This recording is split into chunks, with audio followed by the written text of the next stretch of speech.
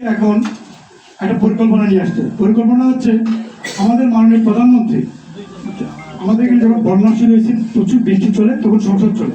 সংসদ চলাকালীন অবস্থায় আমাকে লোকজন দেখাচ্ছে চলে যাচ্ছে, একটা ভাব ভেঙে গেছে। তো তাৎক্ষণিকভাবে আমি সংসদে দেখেই আমি মাননীয় প্রধানমন্ত্রী মহোদয়ের কাছে আমি যাই, আমি আমার চিত্রটা ধরে তুলি। উনি তাৎক্ষণিক বলছেন তুমি যাও, জনগণের পাশে যাও, আমাদের আরো যারা এমপি আছে সবাইকে আমি বলে দিচ্ছি সবাই যেন এই কৃষকের পাশে থাকে। আমার এই কৃষি বান্ধব সরকার, আমি সে কারণেই বলবো এখন থেকে আমাদের এই অঞ্চলটাকে, এই কৃষকদেরকে রক্ষা করার জন্য যে কাজটা করতে হবে, প্রথমে আমাদের প্রত্যেকটা হাওরের নাব্যতা হারিয়েছে, এখানে খনন করতে হবে। এখানে খনন করে সুইচ গেট, যেখান থেকে পানিটা নিষ্কাশন হয় ওইখানে সুইচ গেট দিতে হবে।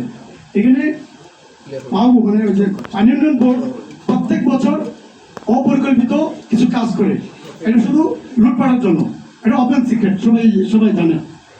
এটা এখান থেকে আমাদেরকে রক্ষা করতে হবে। আমাদের সরকারের টাকা যাচ্ছে, আমার জনগণের টাকা যাচ্ছে, টাকাটা যেন যে জায়গায় যায় সেটা যেন কাজে লাগে, অপরিকল্পিত কোনো ভাব যেন না হয়।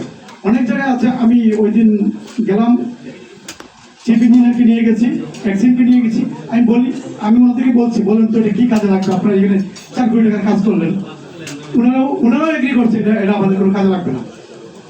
অথচ এই জায়গাতেই যদি আমরা একটা সুইচ গেট দিতাম, আমাদের নদীর এই খালটা খনন করে নিয়ে দিতাম, তাহলে আমাদের হাওরের আজকের এই অবস্থা হতো না। প্রত্যেকটা হাওরে খনন করতে হবে, একটা করে সুইচ গেট দিতে হবে। সুইচ গেটটা আবার উঁচু জায়গায় দিলে চলবে না, যে জায়গা থেকে পানিটা একদম নিষ্কাশন করা যাবে সেই জায়গায় দিতে হবে। হাওরের টোটাল পানিটা এই সুইচ গেট দিয়ে যেন আমরা নিষ্কাশন করতে পারি। নদীতে যদি পানি না থাকে তাহলে আমরা এটা নিষ্কাশন করতে পারবো। কোনো কারণে যদি নদীতেও পানি থাকে, আমার হাওরে পানি থাকে, তখন আমাদের একটা পাম্প লাগাতে হবে। এটা এই সুইচ গেটের সাথে একটা পাম্প কন্টিনিউ রাখলে সরকারের হাজার হাজার কোটি টাকা প্রতি বছর যায়।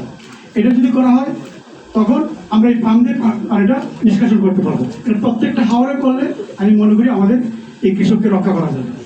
এইটা হচ্ছে আমার কাছে মনে হয় সবাই একমত হবে। আমি প্রত্যেকটা হাওরে গিয়েছি, আমার আসলে এমন কোনো হাওর নাই স্যার আমি যাই নাই, প্রত্যেকটা হাওরে গিয়েছি, আমি প্রত্যেকটা বাঁধে গিয়েছি, প্রত্যেকটা বাঁধ আমি পরিদর্শন করে আসছি।